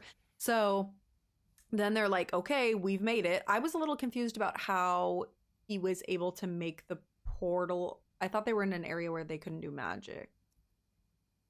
Because weren't they in the bad guys area? Could they open? They could open portals. I don't know. I don't know. Maybe she missed that. Anyway, so they like climb up the mountain. They go find this amphitheater where everybody's at, and they see Fisher there. And he's like, there's in between, I picture them like cresting over this hill and looking out and seeing this big labyrinth maze with like a coliseum surrounding it of like all these freaking zombie, charred, burned, dead, creepy people. And there's the Malcolm and the freaking king and the freaking queen. And Fisher is standing right there and she's like, uh-oh, we're about to have some trouble. Yeah, that was crazy. When the king was there, I kind of wasn't expecting, I wasn't really thinking about the king anymore. And Madra, I for sure did not think she would be there. I wasn't expecting them to be there, but I also was not, it didn't like shock me to my core. I feel like sometimes there's twists that I'm like, oh, no way that they were involved. But like, obviously the king was evil and obviously she was evil. So it was kind of like, oh yeah, that makes sense. Oh, I thought the king was the butthole, but I didn't think that he was evil, evil. I was thinking he was going to be evil for sure. Mm. But Well, also you're apparently smarter they're than I. siblings.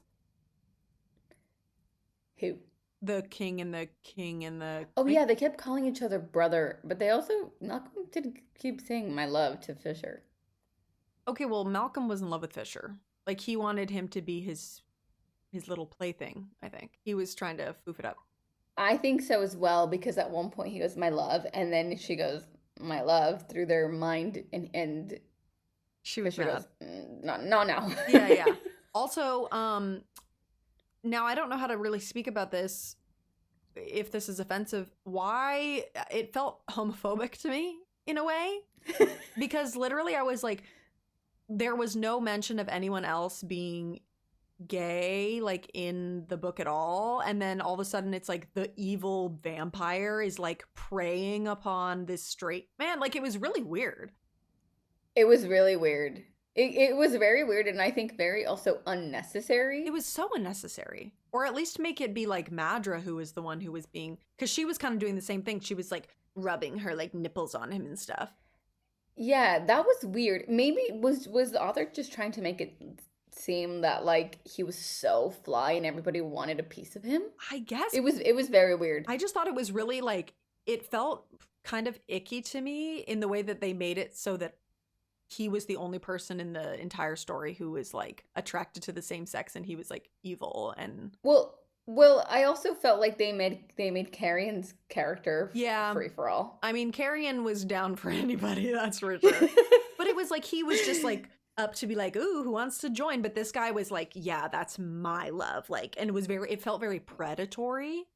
Yeah, it was very weird. And so I was kind of like, I don't know if this is like, it felt problematic to me in little bit of a way. Yeah, I don't know. I wonder what will transpire. Well, he's dead. Oh, Oh, well, Malcolm yeah. dies. I'm curious to hear what Spoiler you alert. guys have to say. Also, like as we're talking about this, guys, please leave us your opinions and comments and thoughts on this because I'm like dying to know what other people because I know a lot of people love this book.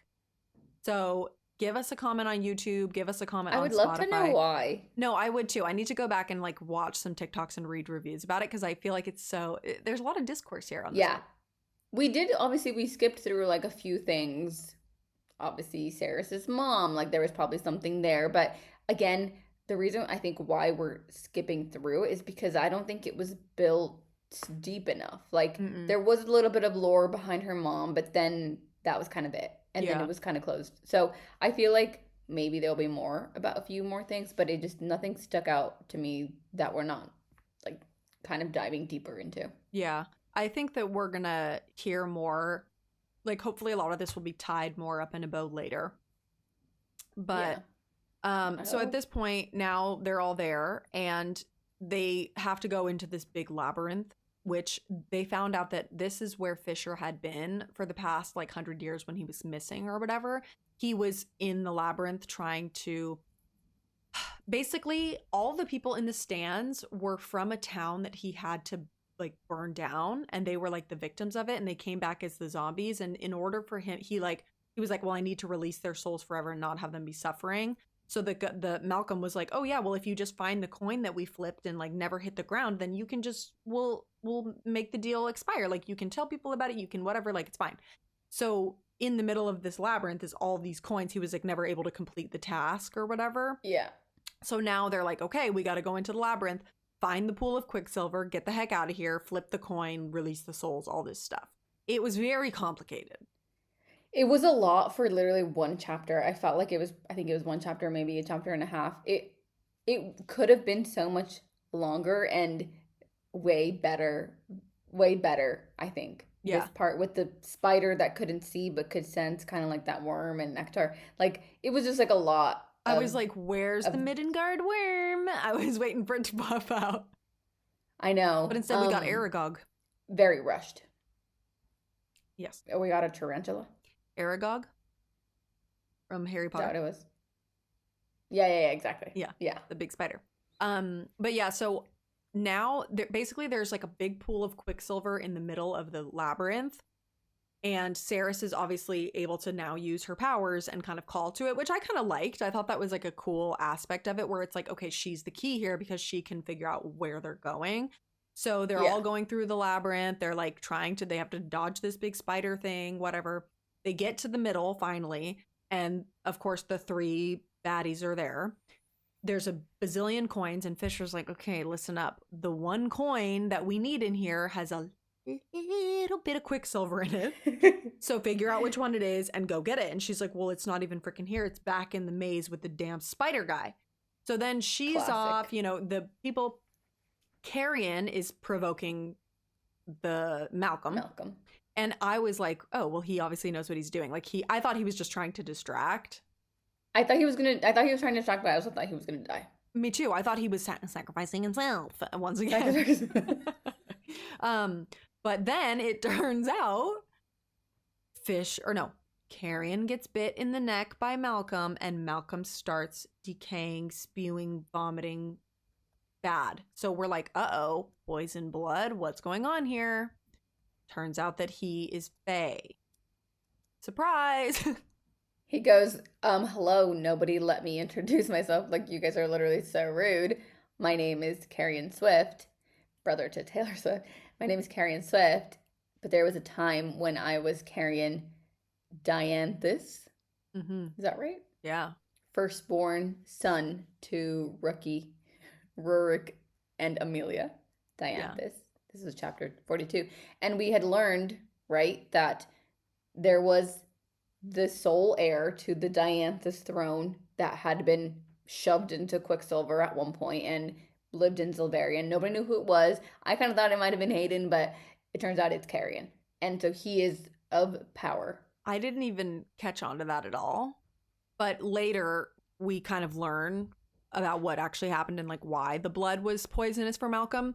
Basically, it said Carrion's father's blood was used to create the blood curse that allowed Malcolm to become a vampire.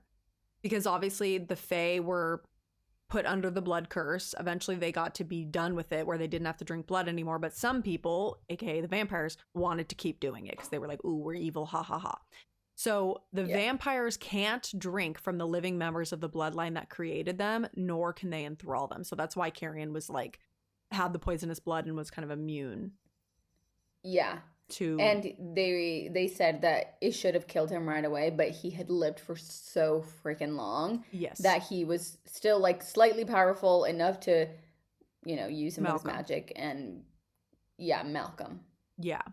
So this ended up providing enough distraction then for Ceres to get away and go try and find the coin. She figured out that it was in the mouth of the spider that they had killed, and the spider was like kind of still twitching. It was like alive still, so she had to reach her hand like down in the mouth and stuff. Yeah, that was kind of crazy. And then Malcolm ends up finding her there, and they kind of have their own little showdown. Also, another thing worth noting is that silver seems to be one of the only things that can like help kill the vampires because it like burns their skin and stuff when they touch it. Mm-hmm. So I feel like that's partly why like they were trying to hide all the silver in Zolvarin and stuff. Like silver played a big part in the vampires. Yeah. Isn't that a thing, like a silver bullet? I think so. That's for werewolves. Yeah. No, I think something about silver for vampires for sure. Garlic bread, watch out. Yeah. Don't go to Olive Garden. But so then he gives her a big old gut punch and like screws her up big time. This poor girl in her stomach. First she gets stabbed in the stomach by Heron back in the palace. Then she gets gut punched by Malcolm. Yeah, that's kind of crazy. And he like really screws her up. She once again is like dying. She was able to flip the coin, and I was a little bit confused about what happened. The coin landed, which meant all the souls of all the people went up and away. And then how did that kill Malcolm again? She slashed his neck. Oh yeah. She cut his head off. She went. Yeah, she cut his head off. Right. Similar to what? Akhtar. Oh. Remember Elaine chopped that guy's head off? Right. Okay, yes. So now at this point she's like basically dying. Talladega Nights comes over.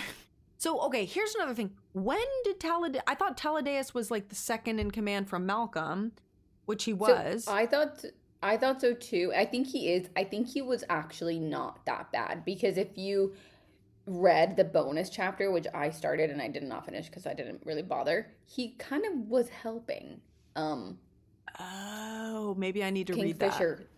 throughout, keeping him on his toes. Oh, because I was wondering, I was like, since when is he a good guy? It felt so random. I think he was also under an oath that obviously when Malcolm died, he was freed of. Oh, maybe they knew each other before or something. I don't think they did. I think that he was under the oath because Malcolm made him drink of his blood. Made Talladega drink his blood. So that means that he does whatever he wants, I'm pretty sure. Interesting. Okay, so basically he comes over and he's like, the only way that I can save her is by turning her now into a vampire. And she had this whole big stink with Fisher about don't ever use your, decisions on me. Like, I don't want to be controlled. I want to make my own decisions, whatever. She's like blacking out and he was like, fine, just do it. Just save her. She consents. And so as she's like in her like passing out state, now Harry Potter, she goes into that middle, the middle world where she's starting to talk to people. So she's now in the land of the gods. She meets the two little twin sisters, the sons. Which sounds so cute. They were funny. I couldn't figure out. Belle and Mint. How old were they supposed to be? Like teenagers? She said like 16. Because they were like, you got to vote for Kingfisher. Oh, You're so lucky. I forgot about that. They're like, my dad won't let me do anything. My daddy said. My daddy. So then, all of a sudden now she's in the land of the gods. She goes over and sees this big tree that's like dripping. It has leaves and then it's dripping. Wait, Nikki. So Talladega bites her, and as she's in between, the Quicksilver starts speaking to her and it's like, do you want to make a deal? You said you would do me a small favor. This favor is now like, do you want to come and meet me? And she's like, yes. And then she gets sucked into I forgot the ether. That's right. Yes, she got sucked through. She's like flying through the air. Limp body. That's literally how I imagine. Yeah. Whoa, like in those scenes where it's like you're connected to a harness and they like pull. Yeah, literally like that. Okay, yeah, you're right. So she gets sucked into the Quicksilver. So now she's in the land of the gods. She meets the twins. They take her to see the dad. They're under the tree, blah, blah, blah. Basically, the god of chaos, who she wasn't supposed to look at, she was talking to straight in the face. So crazy shit was about to go down. She saw him and he was leaning on a tree and she's like, frig, I'm about to see this man. And she goes, oh, he's kind of flat. Yeah, she was like, okay. He kind of was trying to explain to her like the yin and the yang of the universe. Like there's that was a bit confusing to me. A bit confusing. Like there was threads connecting everything. And he was like, I tried to kind of keep you guys apart because I saw that you and Fisher were going to be powerful together. But if you met up and you had your bond, like other things were going to die on the tree. So basically he's like, the only way that you're going to be allowed to continue to live is by turning you into something that we've never seen before. And it said, transforming you into something that has never been seen before. The universe cannot focus on which it does not recognize. So normally the gods have a hand in everybody's life. And he was like, okay, we'll let you live and you get to be his mate and you get to be God bonded to him and whatever. But you can't have none of us can influence you. None of us can help you. Like fate is not with you. You're on your own, basically. Yeah. So he said, You're on your own, kid. Yeah, he said, "You're on your own, kid. You You always have always been." have been. So she's like, "All right. I mean, yeah, I guess." Because otherwise she's like, "Well, I don't want to do that." But he's like, "That's the only way you can be with Fisher." And she's like, "Okay, fine, let's do it." So then she goes back through the pool. And now, surprise, I'm picturing it like boom, in Twilight when she opens her eyes. Vampire. She's half fae, half vampire. Hybrid. Alchemist. Human? We don't know. Werewolf? Werewolf, Peter. human, alchemist, witch, vampire. So there you go. Surprise. Now she's something we've never seen before. I've never seen it for sure. I don't know if this girl's doing it. Fae, vampire, I human, for werewolf, sure have never alchemist, seen it. witch. So we found out a couple things at the end here. This all happened sort of quickly. She woke up. She was throwing up. She's really confused. She's got her pointy ears, all this stuff. She sees Fisher again. The healer, Telena, and the witch, Isabel, were both able to help Quicksilver or help Kingfisher remove some of the Quicksilver from his eye. So they're like, okay, we're helping him like get healed. So eventually he's not going to go crazy because we're taking the Quicksilver out. Yeah. And the big surprise and cliffhanger at the end, the way that the succession goes is obviously if the king or somebody has an heir, that becomes the new king when this person dies. Malcolm he never had a son, never had an heir, and never named anyone the successor. So because she killed him, she's now the queen of the vampires. Bum, bum, bum. And that's where it ends. And the ending was so sped up. Like, I'm sorry, all of a sudden they took out the Quicksilver from Fisher's eye. Like, you're kidding me. Yeah. But something can't be... I don't know if I trust the Switch. I trust her. Because she just randomly was like, yeah, sure, I'll come help you. Even after somebody was insulting her. Like the girl with I don't know. Daniela, whatever. Damn, I wanted to trust her, but now you're making me question her. I just feel like, why is she pulling Quicksilver out of his eye? Like, I don't know. Something about that seems fishy. But now she's... it seems King's fishy. It seems a little king fishy. Okay, so then my other question was, if she's now queen of the vampires and the feeders report to the vampires, couldn't she just be like, hey, feeders, you're done now. Thanks so much for your time. You can go home. Like, and we're done, and that's it. I know. I thought, like, if she's the queen, then what? I mean, in theory, yes, but then maybe she's like maybe she wants to heal them all or something. Yeah. You know her. Yeah, maybe they'll try and find a cure or something. Because I feel like if they report to her, they don't need to be, there's no war anymore, you know? Yeah, in theory. I wonder what happened to Elaine. I mean, frick, Everlane. I don't know. Yeah. I just think that somebody's got to be a traitor amongst these ranks, and I feel like it's Lauren. I mean, I thought it was going to be Lauren. No, I don't think I thought it was, but now I don't, I guess. But see, okay, here's another issue I have. I don't feel like I know him or Ren at all. Like, I liked them. I liked their characters. I liked their bromance with Fisher, like all this stuff. I thought they were great guys. But it's like, I wanted more time in the world with the characters, learning about them so that I could build some time. Because, like, if either one of them died, I'd be like, okay, that's a bummer. Yeah, I know. That's what was hard. Okay, so let's move on to, I guess, overall discussion and how we felt. I felt like it was pretty unfinished. I was confused quite a lot. I was able to follow the Kingfisher of it all, but where was he half the time? Who knows? We never found out. And then the fox, and then like the mom, I felt like was important, but then I guess they tied it up nicely when she was an oracle and then was able to foresee. I was gonna say Farah. What's her name? Ceres. But I don't know. It just felt unfinished, and it felt like way too many freaking creatures for my liking. Yeah, it was. It just felt a bit random, and I think it just needed another like 6 months of editing rounds. You know what I mean? Like, it was the theories, like the storyline was there in theory, but it felt like she was doing too much. Like, I don't think that they needed to be vampires. Like, I don't think that there was a lot of stuff that just felt kind of unnecessary in a way. And I think that it could have been longer to where she was able to build out a little bit more filler information of like character information, give us background more, like dive more into the king. Like I wanted to see more and Yeah. explain more. It felt like very I think surface more level. of all of them. I felt like it was a bit rushed, Yeah, it was and that's rushed why for we sure. didn't get more. Like I also feel like it could have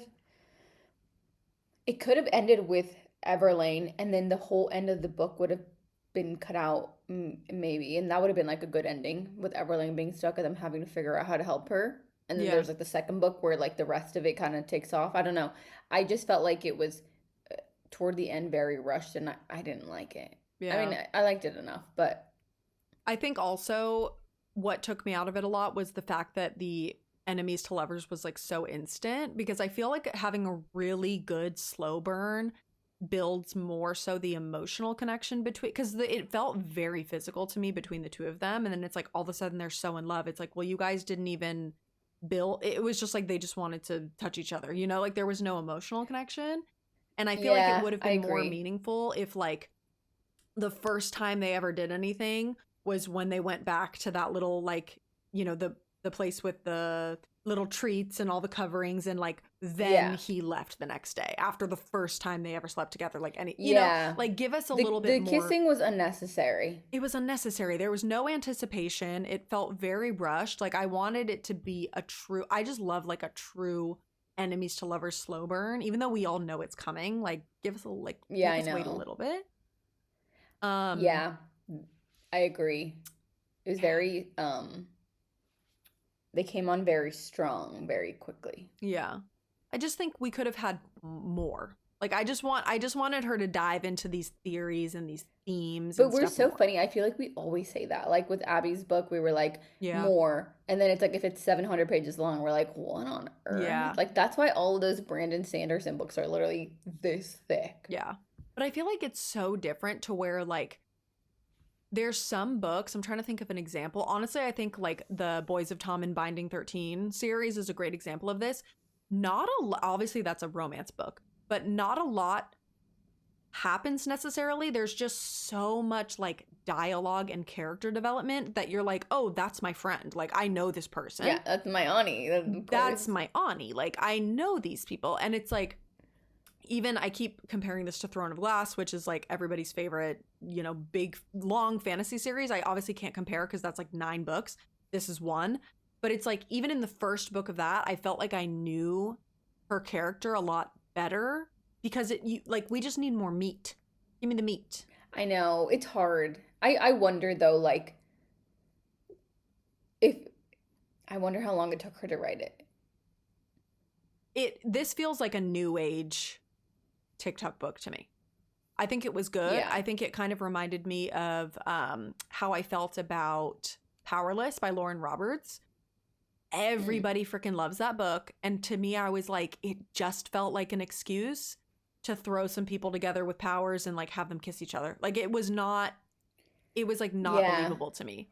But I wonder if people, because I forget who I was telling that, like if you've read this book, you probably love it because it's the only romantasy book you've read, Yeah. It or depends you on when you like read it. it also depends like what you read first. Like I feel like I'm such a comparer. I'm like, Me too. and this they took from this, and this they took from this. But it's like if I would have only read this, I would have probably loved this. Yeah. But then again, it's like this person obviously did probably take from those other, because they came first, you know what I mean? And obviously there's something that comes before whatever with Yeah. everything. But it was the same thing with like the Powerless versus Red Queen drama. I don't know if you like know that whole backstory, but Powerless by Lauren Roberts is like a really new age TikTok, like super popular book that was apparently very heavily based on Victoria Aveyard's Red Queen series. And so people, Oh, and a lot of people, and the author, she would kind of be like, yeah, like, you know, this is kind of taken from my book. And people were like, oh, well, like, you copied Powerless. And it's like, no, her book's been out and popular for years. When this new book comes along, it's like, that's obviously where the inspiration's from. I don't know anything about Callie Hart. I don't know where she drew her inspiration from, but it's like, since we've seen so many books like this, I just wanted something a little different, I think. It felt like a lot of these things were thrown in because it's popular and because people will like it, you know? Yeah, yeah, like, and obviously we're not writers, but like, how hard must it be to come up with like a Oh, I could net never. new character with like new power, like whatever. I could So I not. could see why it would be an easier way of like, okay, let's take the shadows and make that into a thing. But it's like, it felt like a lot. Like, I think if it would have been just, I mean, honestly, if it would have been like a watered down version of Fourth Wing, like, I would have loved it. Yeah. But it was like, this plus the shadows plus the mind plus the mate plus like it was just too many, I think. Yeah. It got heavy. It I need you to read Spark of the Everflame, which I need to finish that series actually, or at least like up till whatever's released. That is a book that reminded me very heavily of all of these other romantasy books, but I thought that it was like a super slow burn, very true enemies to lovers, and the writing was so descriptive and detailed that I felt like I was more in it and I knew the characters well. So I feel Yeah. like it's okay to do stuff that's very trope heavy as long as and it's like you can obviously predict what's going to come. Like we know she's going to become Fae, we know she's going to be the key to save the world, like Yeah. whatever. We need more detail. That was like my biggest takeaway I think from it. I liked Yeah, I want parts to of like it. root for her to save the world. Yeah. I'm interested to see what she's going to do in the next book. Me too. Do you think you're going to keep I gave it, should we reading do it? our rankings, our Yeah, ratings? I'm down. I Okay, ended up giving it a 3. I gave it a 3 too, but even that felt a bit generous. It's hard because I'm comparing. I think a 3 feels pretty true for me because there were parts I kept flipping back and forth. There were parts where I was like, "Ooh, I'm actually really in it." Like I think towards the end of the book, I was like excited to keep reading it, and little parts Yeah. here and there. But then I was like, she came close, but not quite. It was like I was happy, and then I wasn't. So I think a 3 Yeah, feels true for me. I commented in the Fable. I was like, well, it only took 20 chapters for me to get Yeah. into it, but perfect. Yeah, literally. It was that like the beginning was kind of not for me, and then I don't know when it kicked off, but I think when maybe things started to move a little quicker, and it wasn't just her in the forge trying to figure something out and him Hmm. saying something dirty and her smelling, like Yeah. it was I think it at that point, but I gave it a 3 as well. I think that's fine. Also, I'm like fading slowly, can you tell? It's like I 11 know. Yeah. Mariana's in London, so she's tired because it's late. So we p.m. can wrap it up. Sorry. Yeah, but I think reading fantasy as a group is really fun. I know I missed Which it, honestly. I'm like ready. I wish there was if her other book was out, I would read it, you guys. yeah, I think well, I mean, I'm sure a lot of people who read this with us, like you guys listening, are probably going to read the second one when it comes out in the fall. So I think it'd be really fun if we could do like a bonus A quick episode for it follow-up. or something. Um, Yeah. because I would be interested in continuing the series. But this is a really good segue into our next book because we do have another fantasy book that's going to be quite different than this one. I think this will be a nice change, but sort of going along with that same fantasy vein. So if you're not in our Instagram broadcast channel, this might be a surprise to you, but this won by a landslide. Also, we wanted to do an LGBTQ plus book for June because it's Pride Month. And this one, I feel like a lot of people don't know that it's like a male book. So, Song of Achilles. I have Woo! been wanting to read this. I can't even tell you for how long. And I keep putting it off because I'm scared of it. Okay? I've heard it is heart-wrenching. Oh, really? Yes, I've heard it's like the most beautiful, lovely, tragic love story. It's I like don't a want to cry. no, I think this is a tearjerker. It's based on Greek mythology, and basically it's like a retelling through the eyes of Patroclus, who is a young exile who forms a deep bond with the legendary hero Achilles. I love Greek mythology. I think it's really interesting. Basically they kind of have to like there's like a threat of war, love, destiny, glory. There's like a lot. It's like this wartime story of them being involved in like I think it's like the Helen of Troy or Helen of Sparta kidnapping, all this stuff. Um I think it's going to be really fun. I'm excited. I literally have seen this book everywhere. It's so popular. And I mean, I wasn't shocked, but I was kind of surprised when it literally won by a landslide because it has been out for so long. I would have thought people might have already read it. Yeah. But I'm excited to read it with people. I'm excited. I love Greek mythology too. Me too. I feel like this is gonna make me hyper fixate on it for a little bit. Like I'm gonna want to research I know. I'm it. like, should I rewatch Percy Jackson and the Olympians? Dude, I've never seen that. Shut your mouth. We must watch it. So Um, good. Anyways, Logan Lerman. guys. If anybody knows Logan Lerman. Love that boy. I don't know it. Thank you guys for coming on this journey with us. I feel every time we do a deep dive on a book, yeah, it is a little bit chaotic, but hopefully you got what we were saying. And we're very excited for our next June read. And we'll be back next month, with some like more fun and exciting episodes. Hopefully we can film while we're together, things like that. And yeah. Love you all. And we will see you on June 8th, you guys. Yes, if you're in LA, bring your friends, tell your friends. We'll see you on June 8th. We can't wait to party IRL. So. Okay. Yay. Bye. Bye.